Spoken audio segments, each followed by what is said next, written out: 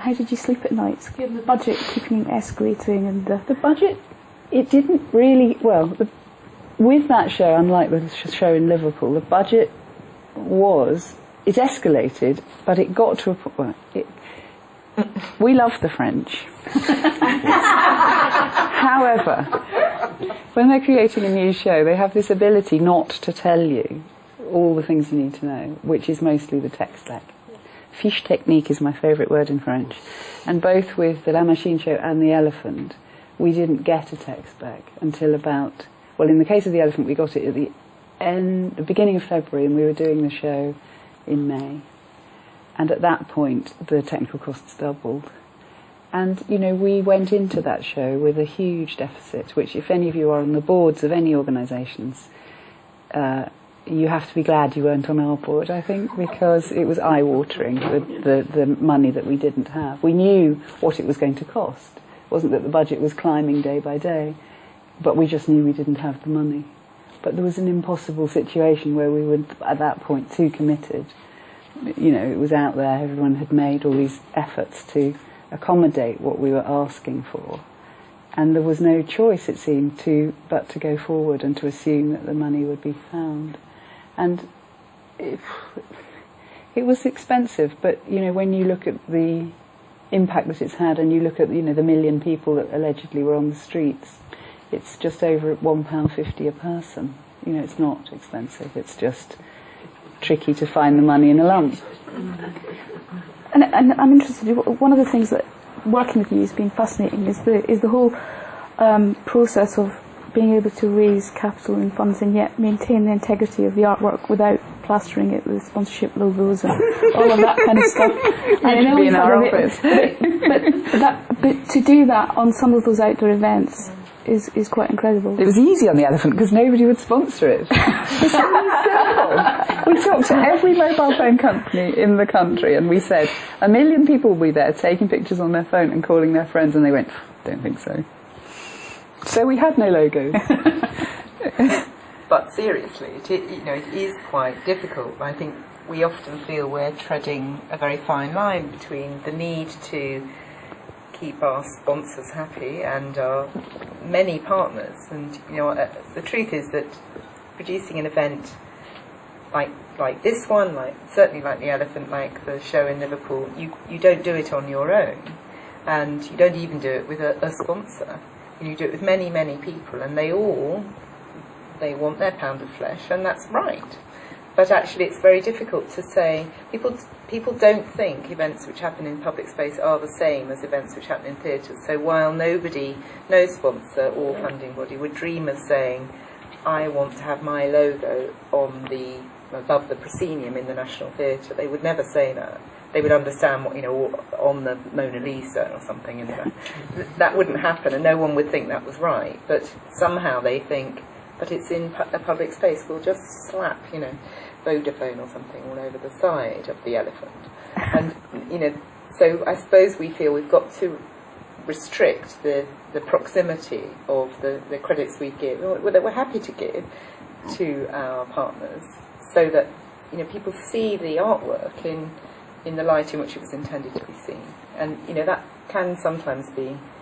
I quite often feel I'm the little boy with his finger in the dam, and if I let go for a minute, I'll be swamped with a sort of flood. And, that can be very difficult, because you want to give your partners the right credit, you absolutely do, but it needs to be in proportion, and the visitors to the experience need to not feel they're being sold something, they need to feel they're having a wonderful experience. And sometimes you feel, as I suppose every producer does, you feel you're just trying to hold people at bay. That can be hard. Just talk a little bit, perhaps, Nicky, about the Spider and Liverpool and the way in which you continued to develop the relationship with Francois, and how that's led on to the work that you're doing in Milton Keynes. Well, Francois is an extraordinary engineer come artist.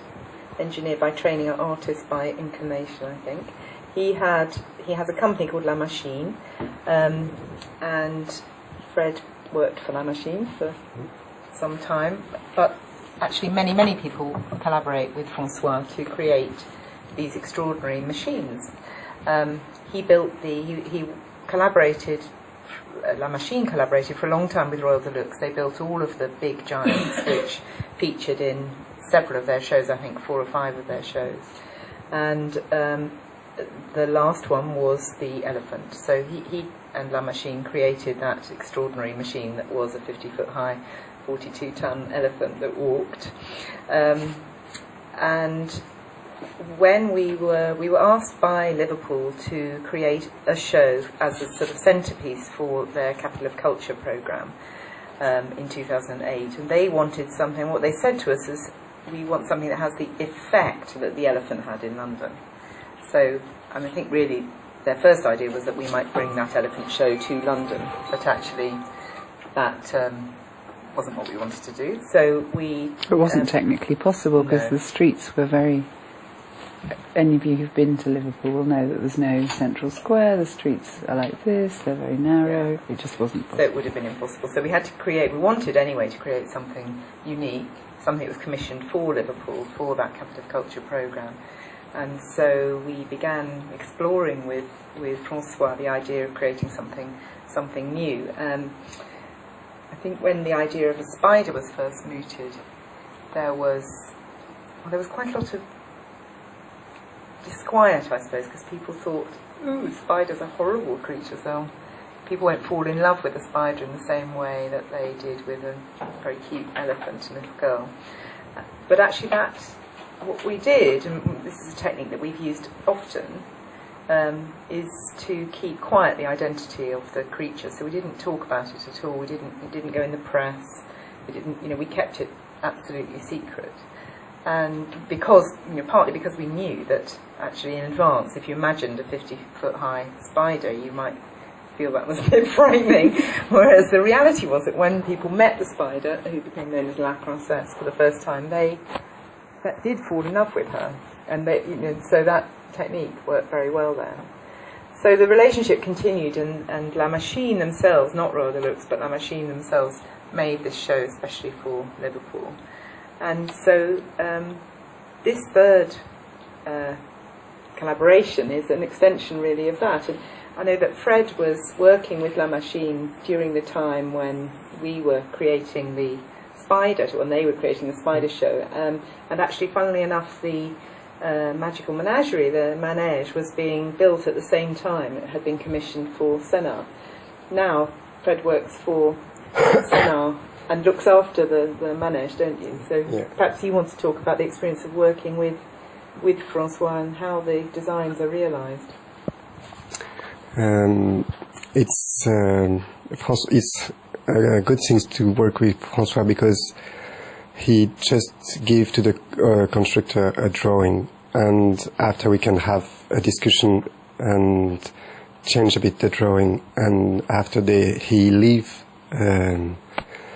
the constructor making what they want, and he just have a look to have how do you say homogeneity? Oh, the homogeneity, so that it's the same word. An homogeneity for all the different pieces of, for example, the carousel. So he leave all the constructor made our proper machine, and like that we could be really free to build the different things.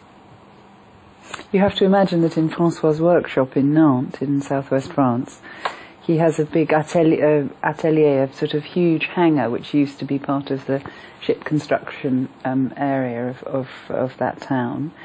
And he has maybe 70, 80 people who work for him.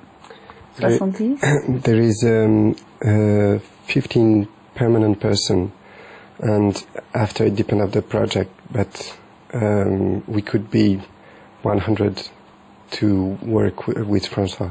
And so they're all extraordinarily, they're all artist constructors, so they come to work in this huge workshop. Francois has a commission to create a manège or something, and then, as I understand it, you get given the animal or the creature that is yours to make. Is that right? Yeah, and each constructor